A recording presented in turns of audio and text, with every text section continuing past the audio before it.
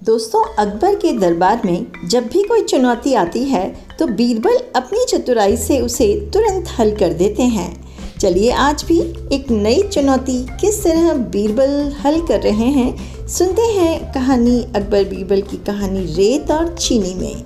और आप हैं channel Lotika blogs facts easy की बोलती कहानियों में, और आपको कहानी सुना रही हूँ मैं यानी लोतिका। दोस्तों, अगर आपने चैनल को अभी तक सब्सक्राइब नहीं किया तो प्लीज़ सब्सक्राइब कर लें और कहानी का मज़ा लें। एक बार बादशाह अकबर, बीरबल और सभी मंत्रीगण दरबार में बैठे हुए थे। सभा की कार्रवाई चल रही थी।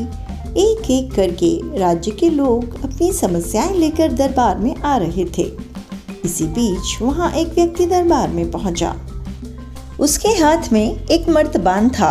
मर्तबान यानी चीनी या मिट्टी का बहुत बड़ा घड़े जैसा बर्तन। सभी उस मर्तबान की ओर देख रहे थे।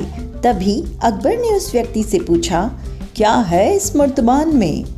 उसने कहा, महाराज, इसमें चीनी और रेत का मिश्रण है। अकबर ने फिर पूछा, किस लिए? अब दरबारी ने कहा, गलती माफ़ हो महाराज, लेकिन मैंने बीरबल की बुद्धिमत्ता के कई किस्से सुने हैं। मैं उनकी परीक्षा लेना चाहता हूँ। मैं यह चाहता हूँ कि बीरबल इस रेत में से बिना पानी का इस्तेमाल किए चीनी का एक एक दाना अलग कर दें। अब सभी हैरानी से बीरबल की ओर देखने लगे। अब अकबर ने बीरबल की ओर देखा और कहा, देख लो बीरबल, अब तुम कैसे इस व्यक्ति के सामने अपनी बुद्धिमानी का परिचय दोगे? बीरबल ने मुस्कुराते हुए कहा, महाराज, हो जाएगा, ये तो मेरे बाएं हाथ का काम है। अब सभी लोग हैरान थे कि बीरबल ऐसा क्या करेंगे कि रेत से चीनी अलग अलग हो जाएगी। तभी बीरबल उठे और उस मर्तबान को लेकर महल में मौजूद बगीचे की ओर बढ़ चले। उनके पीछे वह व्यक्ति भी था। अब बीरबल बगीचे में एक आम के पेड़ के नीचे पहुंचे। अब वह मर्तबान में मौजूद रेत और चीनी के मिश्रण को एक आम के पेड़ के चारों तरफ फैलाने लगे। तभी उस व्यक्ति ने पूछा, अरे ये क्या कर रहे हो? इस पर बीरबल ने कहा, ये आपको कल पता चलेगा। इसके बाद दोनों महल में वापस आ गए। अब सभी को कल सुबह का इंतज़ार था। अगली सुबह जब दरबार लगा तो अकबर और सारे मंत्री एक साथ बगीचे में पहुंचे। साथ में बीरबल और रेत और चीनी का मिश्रण लाने वाला वह व्यक्ति भी था। सभी आम के पेड़ के पास पहुंच गए।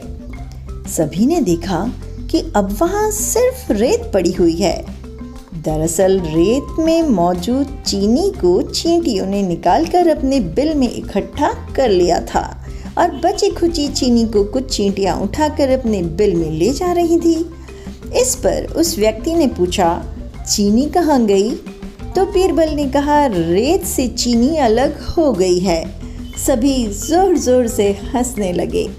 बीरबल की ये चतुराई देख अकबर ने उस व्यक्ति से कहा, अगर अब तुम्हें चीनी चाहिए तो तुम्हें चींटियों के बिल में घुसना पड़ेगा। इस पर सभी ने फिर से ठहाका लगाया और बीरबल की तारीफ करने लगे। तो दोस्तों, इस कहानी से बीरबल ने हमें ये सीख दी कि किसी को नीचा दिखाने का प्रयास आपके लिए हानिकारक हो सकता है। इसलिए किसी को परखने के लिए उसको नीचा न दिखाएं। तो दोस्तों, ऐसी और कहानियों के लिए जुड़े रहें मेरे साथ। चैनल को सब्सक्राइब करते हुए फॉलो करें मुझे इंस्टाग्राम, फेसबुक पेज और विज़िट करें मेरी वेबसाइट पर। Thanks for watching.